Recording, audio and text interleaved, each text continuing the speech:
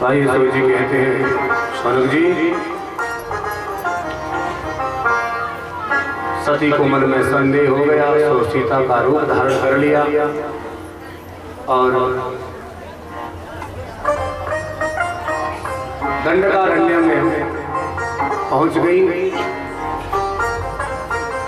राम जी देवी सीता की खोज कर रहे हैं, चारों तरफ विकल होकर के अश्रु बहाते हुए हे सीता हे सीता हे सीता कह करके दौड़ रहे हैं चारों दिशाओं में।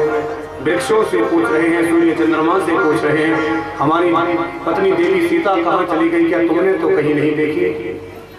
और इतने में ही अचानक जैसे जैसे जंगल में आगे राम जी बढ़े और देवी सीता एक जगह पर वृक्ष के नीचे बैठी हुई नजर आ गई। और ये कौन है? ये देवी सती है जो सीता का रूप धारण करके आज राम जी की परीक्षा लेने को आई है। जैसे ही राम लक्ष्मण दोनों आगे बढ़े, लक्ष्मण जी को थोड़ी देर की लगा, अरे भैया देखो भाभी जी सामने बैठी है। तो भगवान राम जी तो अंतर्यामी है, पहचान गए। जैसे ही राम जी आगे बढ़े तो राम जी ने दोनों हाथ जोड़ करके दंडवत देवी सती के चरणों में प्रणाम कर लिया। बोली जगत जननी महामाया की जय हो। और हाथ जोड़ करके राम जी बोले, देवी सती, अरे मैया सती, आप अकेली इस निर्जन वन में क्या कर रही हैं? और बाबा भोलेनाथ कहाँ गए? अभी अभी तो मैंने बाबा भोलेनाथ और आप दोनों को साथ में देखा था, अभी आप अकेली इस निर्जन वन में क्या कर रही हैं? जरा ध्यान देना। देवी सती सीता का रूप धारण करके आई है, परंतु फिर भी राम जी ने उनको मैया कहा, उनके चरणों में प्रणाम किया। तुम्हारा देवी सती के होश हो गए। हे भगवान, ये तो मुझसे बहुत बड़ा अनर्थ हो गया।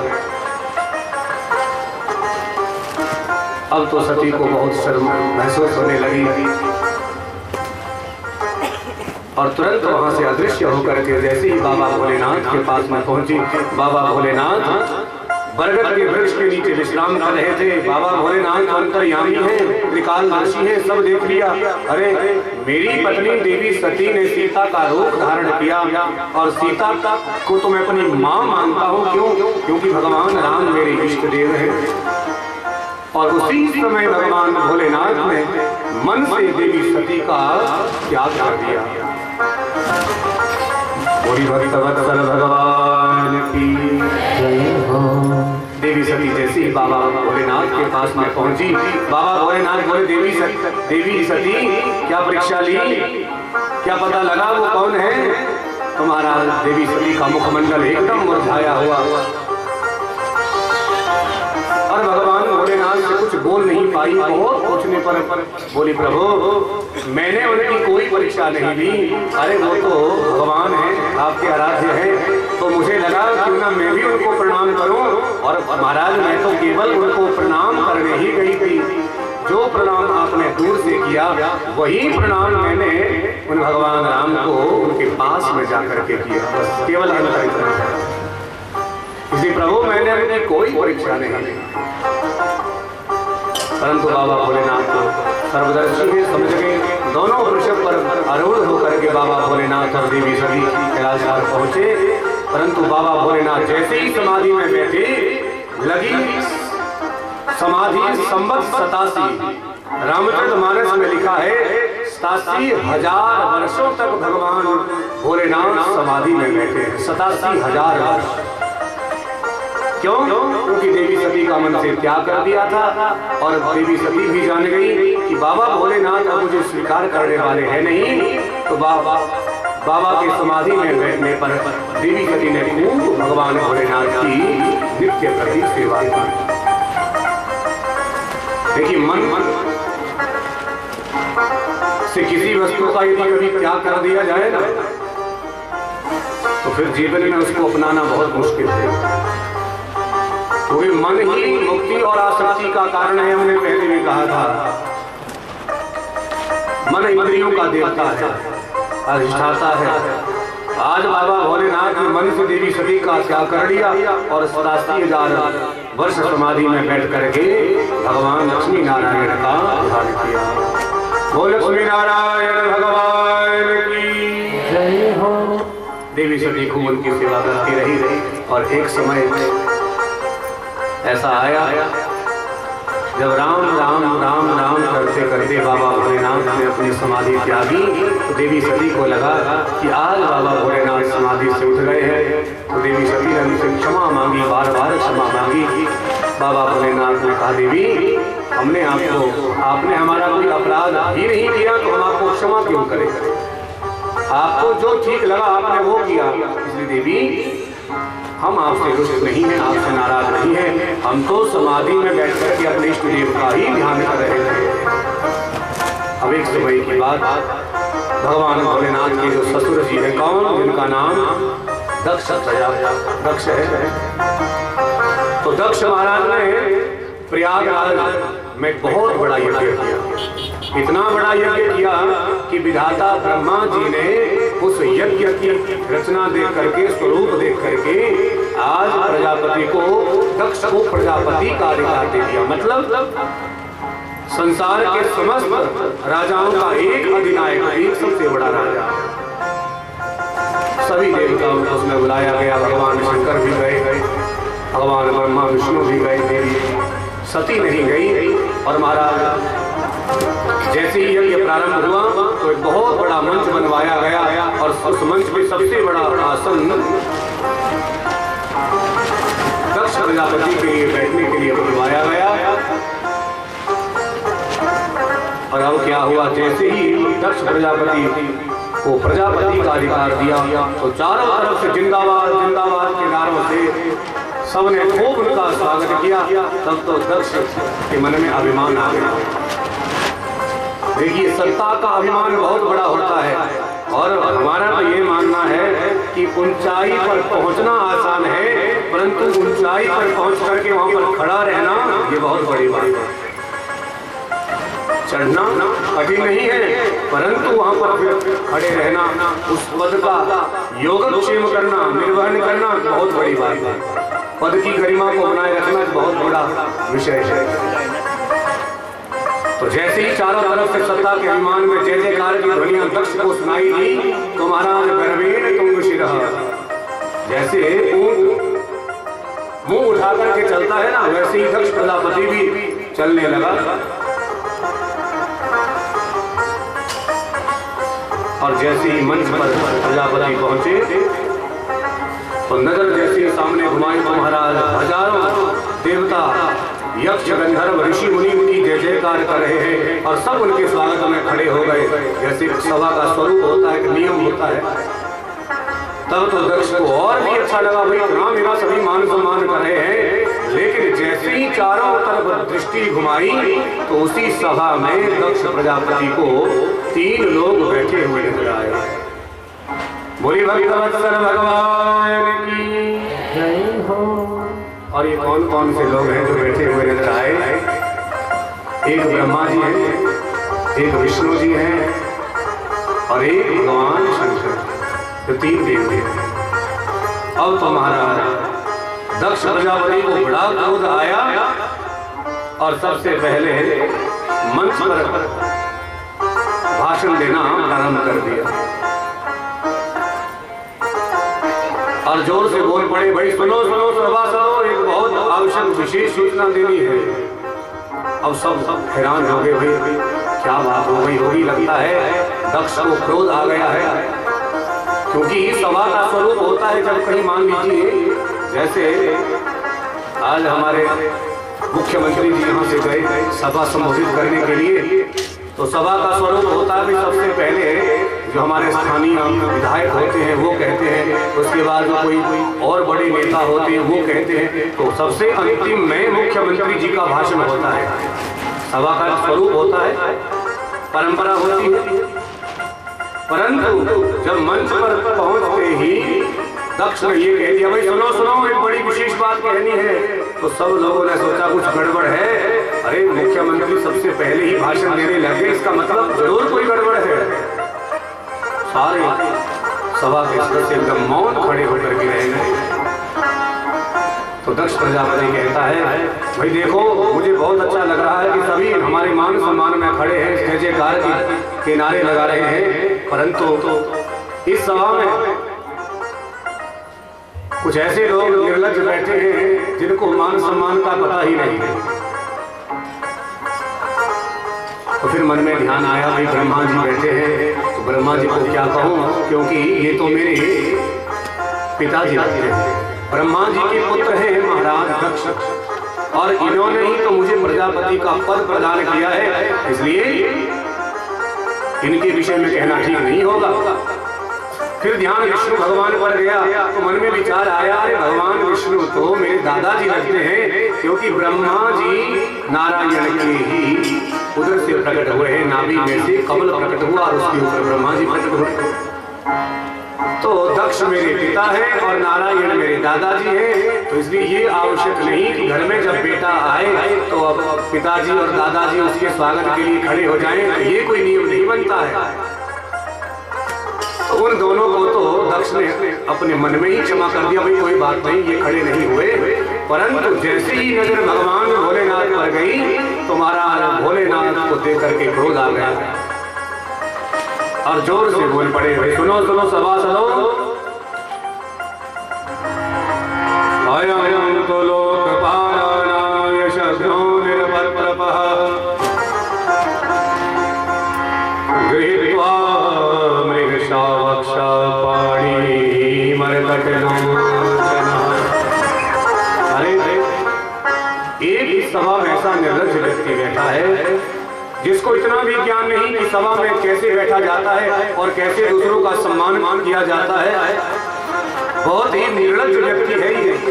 सब एक दूसरे का मुंह देखने लगे, ही भगवान दक्ष का इशारा किसकी तरफ है, कौन वो ऐसा व्यक्ति होगा।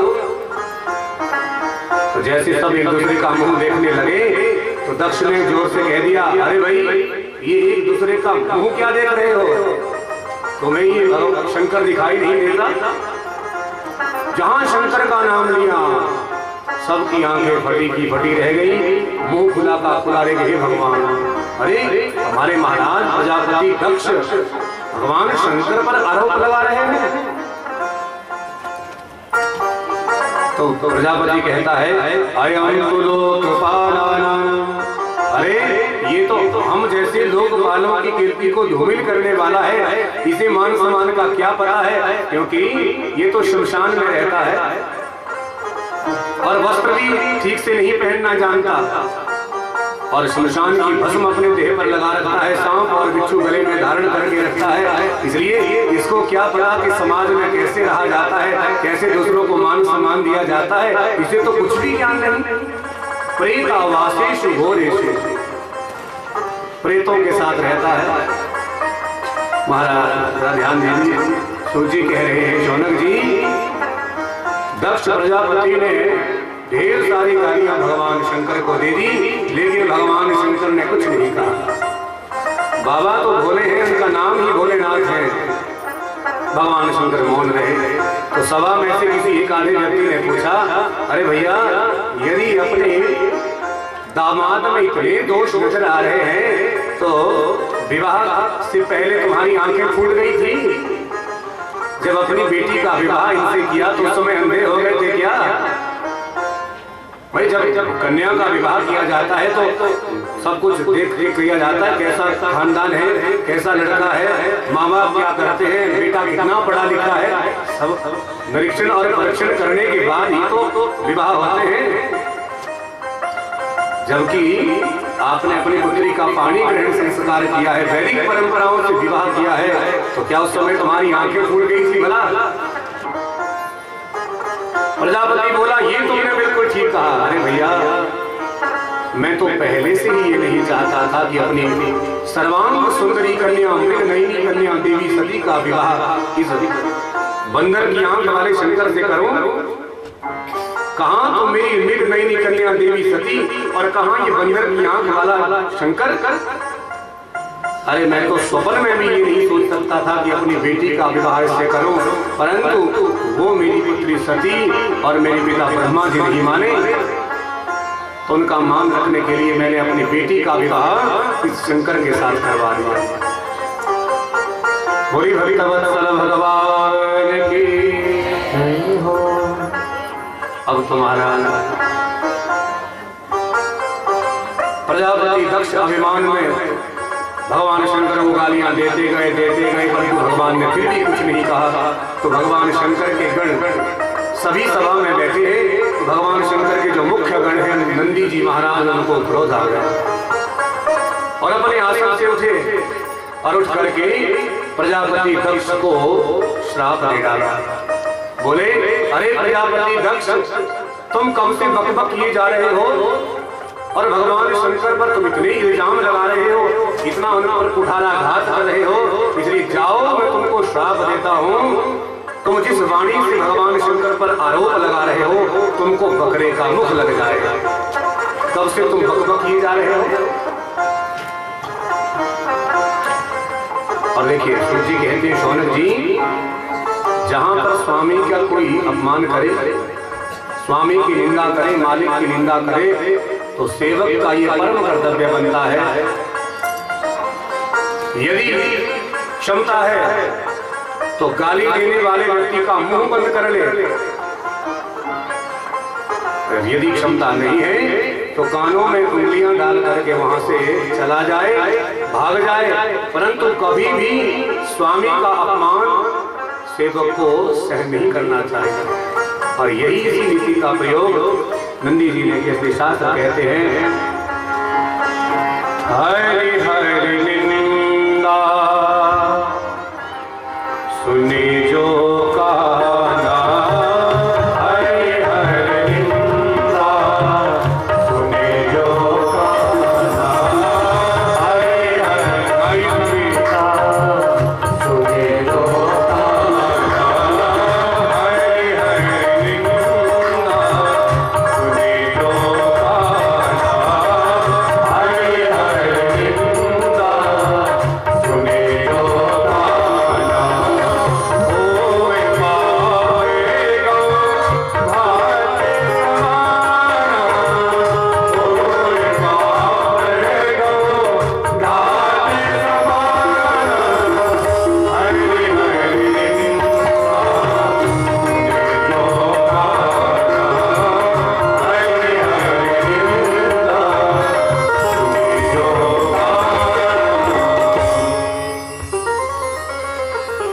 शास्त्र कहते हैं, हरि हर निंदा। जरा ध्यान दीजिएगा, यदि कोई सेवक अपने सामने अपने मालिक का अपमान देख ले या सहन कर ले, तो उस व्यक्ति को, सेवक को गौ हत्या का पातक लगता है। हरि हर निंदा सुने जो काना, हो हे पाप गौ भात समाना। इसलिए कभी भी सेवक को, नौकर को अपने सामने अपने मालिक की निंदा नहीं सुननी चाहिए, अपमान नहीं सुनना चाहिए। क्षमता है तो सामने वाले को मुंह तोड़ जवाब दो, यदि क्षमता नहीं है तो कानों में उंगलियां डाल करके वहां से चला जाए। अब नंदी ने दक्ष को श्राप दिया। भगवान शंकर नंदी से बोले, नंदी कोई बात नहीं, शांत रहो। भगवान के कहने से नंदी अपने आसन पर बैठे। भगवान बोले, नंदी तुम चिंता मत करो, अरे गालियां देने वाले मेरे ससुर जी ही तो हैं। देखिए जरा ध्यान देना, भगवान शंकर कह रहे हैं, नंदी वैसे तो हर दूल्हे को विवाह में गालियां पड़ती हैं। क्या मतलब? आज से बहुत पहले जो हमारे यहाँ, तो मुझे पता नहीं, जो बुजुर्ग लोग हैं शायद जिनको इस परंपरा का ध्यान होगा, पहले एक नियम होता था, जब विवाह होते थे, बारात आती थी, तुम्हारा जब बाराती और दूल्हा लोग आंगन में बैठ करके खाना खाते थे, तो दुल्हन पक्ष की कुछ महिलाएं, माताएं गीत गा करके उनको कुछ गालियां देती थी। ये परंपरा है कि अब तो मुझे तो शायद ध्यान नहीं, पर एक बार की मुझे, मैं बहुत छोटा था, मुझे याद है, अब ना जाने कहाँ की बात है, तो जब दूल्हा और दूल्हे के साथ बाराती लोग खाना खाने बैठते थे, तो दुल्हन पक्ष की महिलाएं, कुछ माताएं गीतों में उनको गालियां देती थी। क्या किसी को पता है जी? क्या बात? हाँ, चिठनी बोलते उनको। अब तो ये परंपराएं हैं। अच्छा, आज का समय ऐसा आ गया है, अब हमारी जो अच्छी अच्छी परंपराएं थी वो अब धूमिल होती जा रही है, ध्वस्त होती जा रही है इस आधुनिकता के चक्कर में।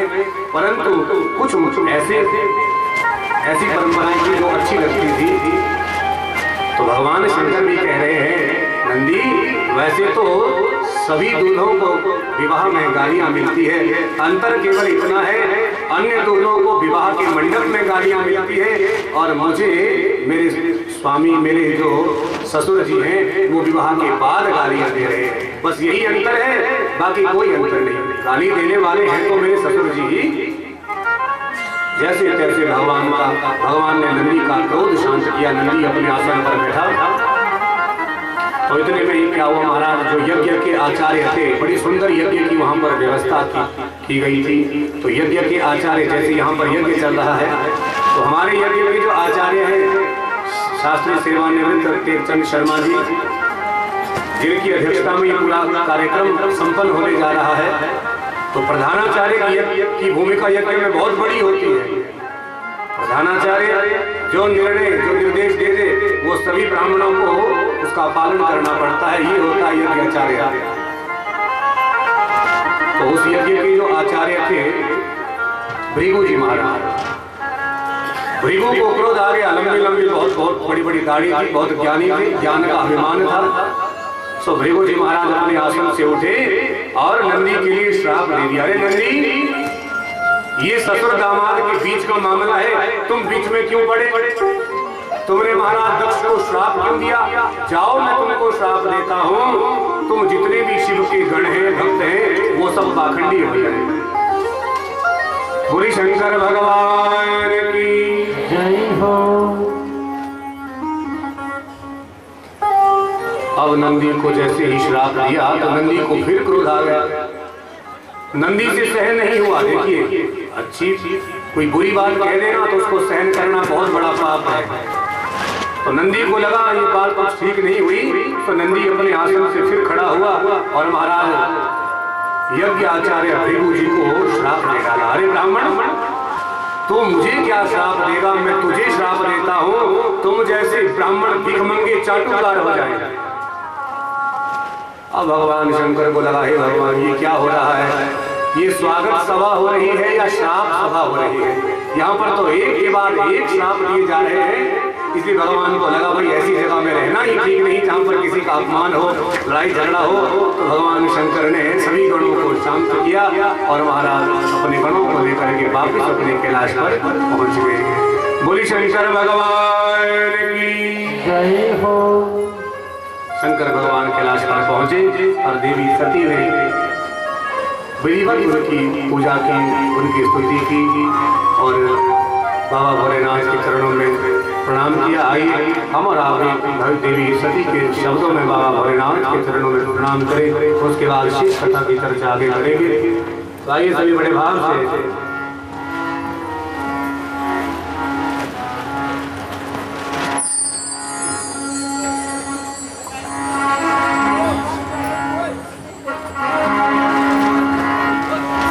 नाम तुम्हारा हारा, कब तेरा दर्शन होगा? जिसकी रचना इतनी सुंदर, वो कितना सुंदर होगा। उमापति महादेव की जय हो। नाम तुम्हारा तेरा होगा, जिसकी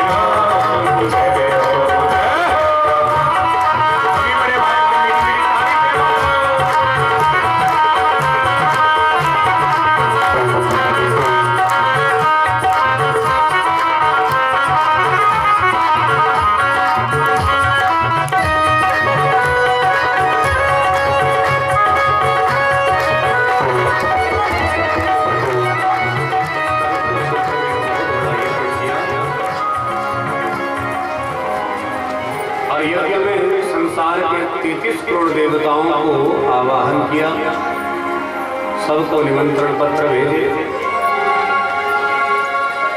भगवान ब्रह्मा भगवान विष्णु को भी निमंत्रण भेजा, परंतु बाबा भोलेनाथ को निमंत्रण नहीं भेजा। अब यज्ञ जब प्रारंभ हो गया, ब्राह्मणों ने देवताओं ने यज्ञ की संरचना जब की और यज्ञ जब विधिवत से धूमधाम से प्रारंभ हो गया, तो महाराज कैलाश पर्वत के ऊपर से देवी देवताओं के विमान जब जाने लगे हरिद्वार की तरफ, तो देवी सती की धड़कनें बढ़ गई।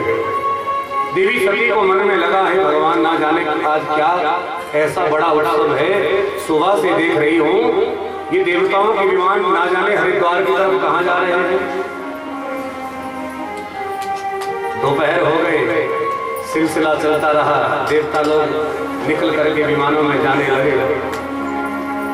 अब अंत तो गत्वा विमान में बैठी हुई एक देवी से देवी सती ने पूछ लिया, अरे बहन जरा थोड़ी देर रुको और मुझे ये बताओ कहाँ जा रहे हो? सुबह से देख रही हूँ सारे विमान हरिद्वार की तरफ जा रहे हैं। तो विमान में बैठी हुई देवी कहती है, अरे बहन क्या तुम्हें पता नहीं? अरे देवी तुम्हारे ही पिता के घर में बहुत बड़ा यज्ञ हो रहा है और हम सभी देवताओं को बुलाया है, सो हम उसी यज्ञ में सारे देवी देवता हरिद्वार जा रहे हैं, कनखल जा रहे हैं। और क्या तुम्हें नहीं चलना? अभी तक ससुराल में ही बैठी हो। अब इतना कहा तो महाराज देवी सती का माथा चक्कर खा गया। हे भगवान, देवी सती ने सोचा अरे मेरे पिता के घर में यज्ञ है और मुझे ही पिताजी ने निमंत्रण नहीं दिया, ये एक बहुत बड़ी बात होती है। देवी सती को लगा अब इस देवी को क्यों बताऊं कि मुझे निमंत्रण नहीं आया है, तो तुरंत बात बदल दी और कहा गया अरे बहन मैं तो ऐसे ही उपहास बस आपसे पूछ रही थी, अरे मैं तो जानती हूँ मेरे पिता के घर में यज्ञ है, बस तुम चलो मैं अभी तुम्हारे पीछे पीछे यज्ञ में पहुंचती हूँ। अब महाराज देवी देवता तो निकलने लगे। अब इधर देवी सती की धड़कनें तेज होगी, हे भगवान मेरे पिता के घर में यज्ञ है और मुझे ही निमंत्रण नहीं दिया। और देखिए एक बड़ी बात होती है, माताएं चाहे कितनी भी बूढ़ी हो जाए, स्त्री कितनी भी बूढ़ी हो जाए, परंतु मायके में यदि कोई उत्सव हो, विवाह हो, कोई भागवत कथा हो, कोई सत्संग हो अथवा कोई भी उत्सव हो, तो कितनी भी बूढ़ी हो जाए, आंखों में चश्मा लग जाए और चलने के लिए सहारे के लिए लाठी भी लेनी पड़े, तो महाराज मायके में यदि यज्ञ हो तो वो जरूर जाएगा। क्योंकि मायके का अर्थ है माँ है तो मायका है। जब तक माता पिता है तब तक माँ मायके का अर्थ होता है, उनसे प्रीति जुड़ी रहती है। अब तो देवी सती के मन में बहुत बड़ी गांठ पड़ गई है, भगवान क्या करूं, यज्ञ हो रहा है और यज्ञ में तो मुझे भी जाना है, परंतु यदि निमंत्रण ही नहीं भेजा है तो मेरे भोलेनाथ बिना निमंत्रण के जाने वाले नहीं है। और नीति भी यही कहती है भाई बिना निमंत्रण के जाना कहीं अच्छा थोड़ी लगता है, और वो भी वहाँ जहाँ हमारा इतना घनिष्ठ संबंध हो, तो माता पिता के घर यदि निमंत्रण ही ना दे तो फिर कैसे संबंधी, कैसा संबंध। देवी सती के मन में अनेक प्रकार के द्वंद्व उठने लगे, तो ना चाहते हुए भी बाबा भोलेनाथ के पास गई और बाबा भोलेनाथ को समाधि में बैठे थे और बाबा की सेवा करने लगी, चरण दबाने लगी। तो चरण दबाते दबाते बहुत समय हो गया। बाबा भोलेनाथ तो अंतर्यामी है, सब जानते हैं। तो बाबा भोलेनाथ मन में मुस्कुरा रहे हैं और धीरे से बाबा भोलेनाथ ने अपनी एक आंख खोली और मुस्कुराते हुए देवी सती से बोले, देवी सती क्या बात है? देवी सती बोली, महाराज आपके पूछने का तात्पर्य क्या है, क्या मतलब? महाराज भगवान बोले, देवी आज मैं देख रहा हूँ काफी देर से तुम मेरी सेवा कर रही हो, चरण दबा रही हो, आज तक इतनी देर तक कभी सेवा नहीं की, इसका मतलब कोई कारण होगा तभी तो कर रही हो। तब देवी सती कहती है, महाराज अब क्या कहूँ आपसे, एक बात कह दी है। हमारे पिता, देखिए जरा शब्दों पे ध्यान देना। सती कहती है महाराज हम पतिव्रता स्त्रियों के लिए तो पति की सेवा ही सबसे बड़ा धर्म है और मैं उसी धर्म का तो पालन कर रही हूँ।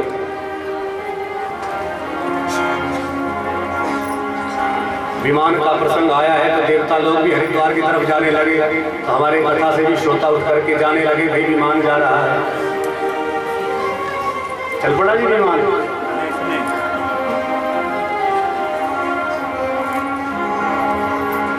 बोली शंकर भगवान की जय हो।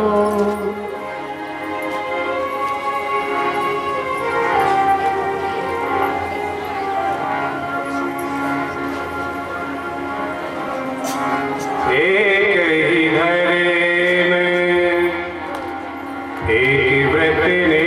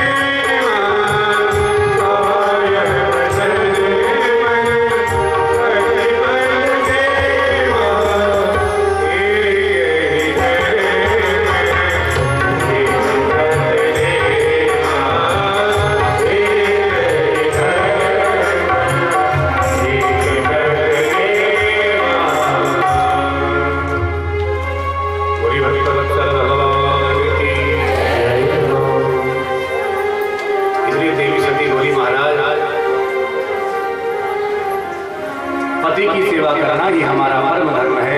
इसलिए कारण कुछ तो है।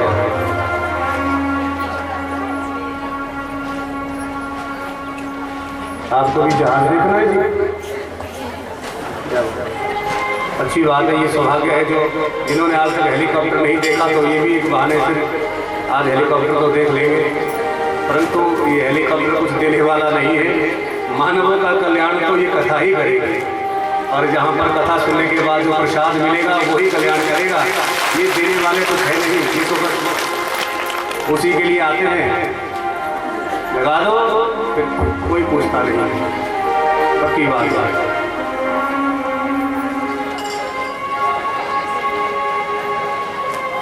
भोले भक्त भगवान की जय हो।